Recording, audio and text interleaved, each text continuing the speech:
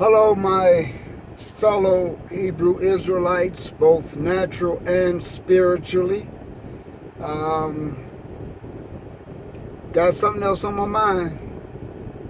You know, when I hear people that say, oh, by the way, don't forget to subscribe to this channel. Just hit the button below.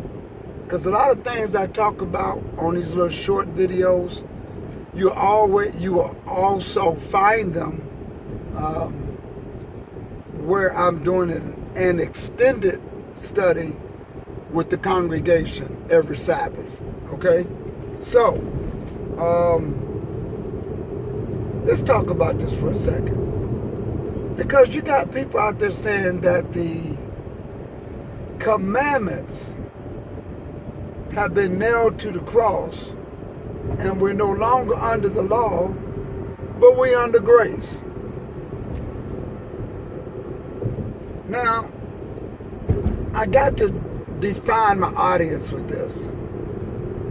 This is for people that are striving to walk with God, and those Israelites that are coming awake and saying that they're the people of the book, yet they still want to observe another day other than the seventh day Sabbath. Okay? So let me just go right there.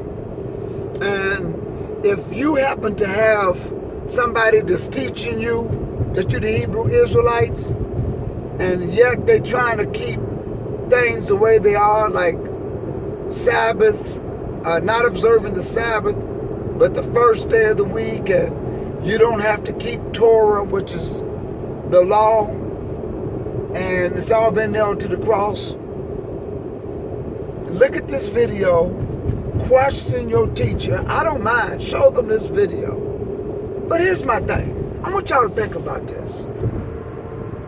It's been nailed to the cross. God whipped an entire nation. He sent prophet after prophet to warn Israel that if you don't keep my Sabbath and my feast days, I'm going to whip you. I'm going to put you on a ship. I'm going to scatter you among all the nations of the earth. You're going to have children. They're going to be sold. You're going to have a wife. And the person that's selling her is going to sleep with your wife in front of your eyes. And there's nothing you can do. He's going to do all of this because you won't keep the Sabbath or his feast days, and yet he's going to nail him to the cross? Come on, man, really? For real? You really believe that? Now, if you just a regular, traditional Christian pastor, you haven't come into the knowledge, this ain't for you. But I'm talking to those that are coming into the knowledge, whether you Baptist, Methodist, Christian, independent, whatever. You coming into this knowledge and that we are the people of the book, and yet his commandments and his feast days and eating clean and all of that's been nailed to the cross. For real? Are you kidding me? You are just as worse as our forefathers who got us in this predicament. I don't know what to say. First of all, let me just calm down. Because I just heard an Israelite, I have to call him a first day Israelite, on YouTube. Seems to be very well knowledgeable in who we are. And looked at a follow-up video, and they said that the commandments and the Sabbath has been nailed to the cross. That was just so disappointing, to come into the knowledge of who you are and then turn around and say, we don't have to eat clean, Leviticus 11 chapter. First of all, read Leviticus the 26th chapter. Because they refuse to keep the Sabbath and his feast days and do all of his statutes, he said, your punishment, Israel, is going to be 5 times or maybe 7. I got to go back and look at it because I'm just upset. I haven't even read it. I'm at a traffic light, and I'm just going to have to go into the book and look at it. Because I believe it's either 5 or 7 times worse, okay? He says, let me see what he says here. When you do this thing, it's going to be 7 times. I got to get it right. I'm in Leviticus. You can just read the entire chapter and see this, okay? Man, I 7 times. And if you don't, after he punishes you and you still don't come, it's going to be another 7 times harder. Come on, really? For real? Really?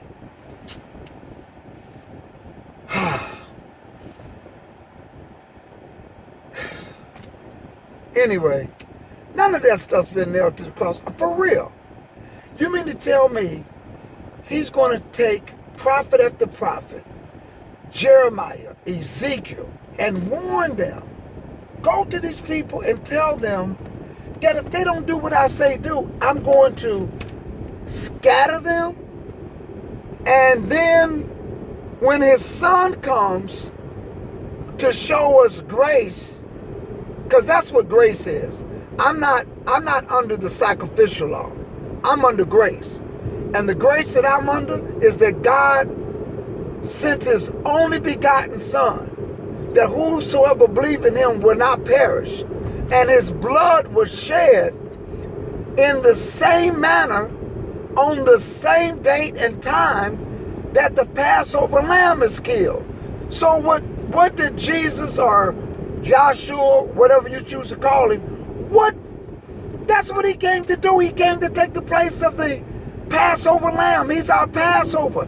His blood was shed to deliver us from the curse of the law.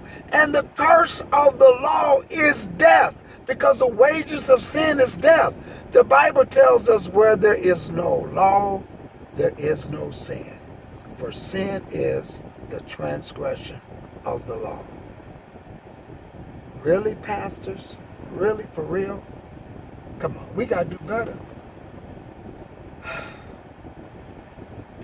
You know, I got drawn in because I listened to the YouTube, and it was like good. I said, oh man, these brothers are coming into the knowledge.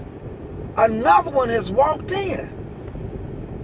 But listen, I know you got an offering. You got a large where am I looking at? I know you got an offering, a large congregation, whatever, semi-large congregation, and you don't want to lose the money.